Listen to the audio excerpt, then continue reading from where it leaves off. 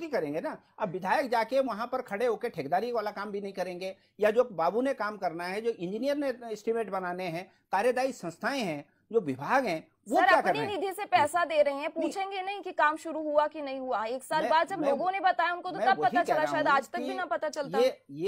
ये बात सही है कि विधायक लोगों ने प्रस्ताव अधिकारी को दिए और अधिकारी ने 1 साल तक उनपे कार्य नहीं किया।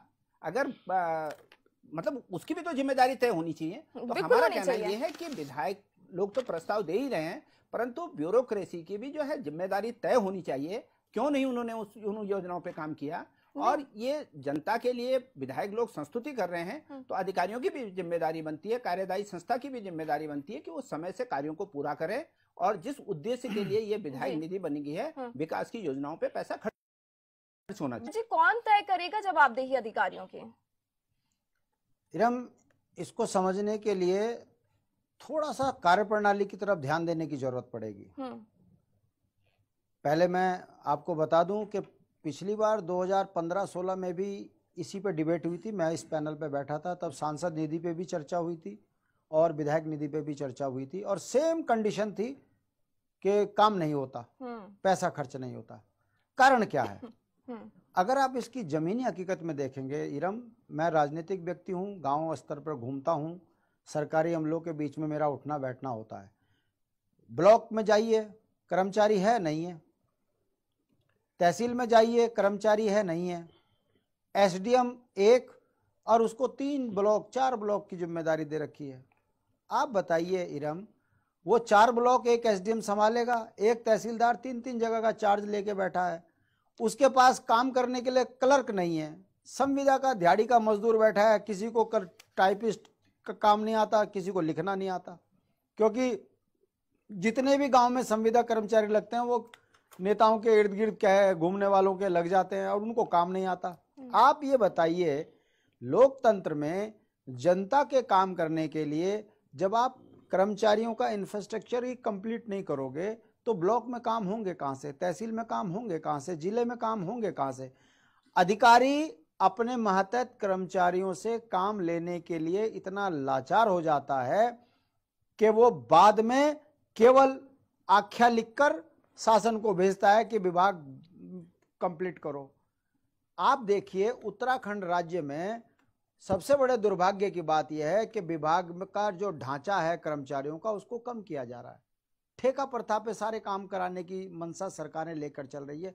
परिणाम आपके सामने है। फिर ब्लॉक स्तर पर काम नहीं हो पा रहे। अब आ जाइए मूल तत्वों पर।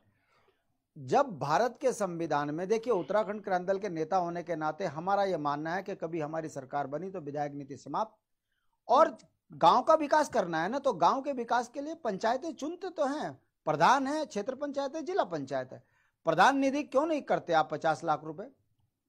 आप क्यों प्रधान को मजबूर कर रहे हो कि वो विधायक के चक्कर काटे और सांसद के चक्कर काटे? आप विधायक निधि खत्म कीजिए, प्रधान निधि लागू कीजिए। प्रधान को 40 लाख 50 लाख जो एक मानक होता है तय करो। जब भारत के 73वें संशोधन में स्पष्ट है कि जब तक पंचायत मजबूत नहीं होगी तब तक लोकतंत्र के मायने का कोई मतलब नहीं है। तो भाई प्रधान को कर दो मजबूत, 50 लाख रुपए साल का उसकी निधि तय कर दो, और उसके ऊपर ये जिम्मेदारी लगा दो कि उसका जो पंचायत मंत्री है वो जो प्रधान बताए कि ये काम होना है तुरंत पास कराएं। एसडीएम आपके पास, तहसीलदार आपके पास, सीडीओ आपके पास, सरकार आपकी। प्रधान 1 साल में उस 50 लाख रुपए को, मैं दावे के साथ कह रहा हूं क्योंकि प्रधान जानता है कि मेरे गांव के विकास के लिए मुझे कैसे काम कराना है। मगर जब आप प्रधान को 1500 रुपए तनख्वाह दोगे और एक पुस्ता लगाने के लिए वो कभी विधायक के आगे गिड़गिड़ा रहा, कभी जिला पौड़ी जाके गिड़गिड़ा रहा, उसको मिल ही नहीं रहा, क्योंकि वो तो या तो विपक्ष का है तो वो तो काम ही नहीं होने का उसका, और अगर वो सत्ता पक्ष का है तो उसको कमीशन देना है 40% पहले ब्लॉक में। तो आप बताइए इरम, जमीनी हकीकत क्या है? विधायक का काम होता है योजनाओं को लाना। विधायक वहां तीनों, भाई एक विधायक के पास 170 ग्राम सभाएं होती हैं लगभग हर 70 विधानसभाओं में। अगर आप देखो किसी पे 180, अब वो 180 ग्राम सभाओं के पंचायतों को बैठाकर पूछ लेना क्या चाहिए? डिग्री कॉलेज ला भाई, मैं विधानसभा से पास करा कर डिग्री कॉलेज ले आता हूं, मैं इंजीनियरिंग कॉलेज ले आता हूं। मगर दुख क्या है कि प्रधान विधायक, क्योंकि विधायक बन गया राष्ट्रीय पार्टी का, अब उसको विधानसभा में बोलने की तो उसकी हैसियत है नहीं। अब उसको ये जब कह दिया जाए कि 4 करोड़ रुपया जो तुमको विधायक निधि मिल रही है, इससे कार्यकर्ताओं को खुश करो, तो उन्होंने भी बढ़िया कर लिया। 1-1 लाख रुपए बांट दो अपने अपने कार्यकर्ताओं को, वो उसमें से 40,00,000 रुपए ब्लॉक में खा जाते हैं, कुछ विधायक का हो जाता है, बाकी वो खा जाते हैं। ऐसे में वो विधायक निधि लगेगी कहां? परिणाम आपके सामने, मैंने बता दिया। मेरे क्षेत्र में जितनी भी विधायक की सीट सड़क कटी है, वो कहीं पर भी कामयाब नहीं है। अब इस पर जांच कौन करेगा, कार्रवाई कौन करेगा? सरकार कह रही है करो घोटाला। अब हमारे यहाँ पर मुख्यमंत्री राहत कोष बंटने शुरू हो गए, 3-3 हजार, 5-5 हजार, 20-20 हजार। अभी चुनाव, अब आप लोकतंत्र में जनता को गलत तरीके से प्रभावित कर कर चुनाव जीतने की मंशा लेकर चलोगे तो मेरा मानना है ये लोकतंत्र, ये ठग तंत्र है। और इसी के कारण आज पंचायतें अपने आप को कमजोर महसूस कर रही हैं। सत्ताएं झूठ बोलकर जनता के ऊपर राज करने की मंशा बना रही है। जमीनी हकीकत यह है कि मेरा जो क्षेत्र है, सुनिए मैं खत्म कर रहा हूं, मेरा जो क्षेत्र है वो अस्थायी राजधानी देहरादून से लगा हुआ है। गंगा के उस पार पौड़ी है, गंगा के इस पार जो है देहरादून है। गंगा के नजदीक होने के बाद गांव में पानी नहीं है, मेरे गांव में डिग्री कॉलेज नहीं है, मेरे गांव में स्वास्थ्य सेवाएं सही तरीके से नहीं है, सड़कें सही नहीं है।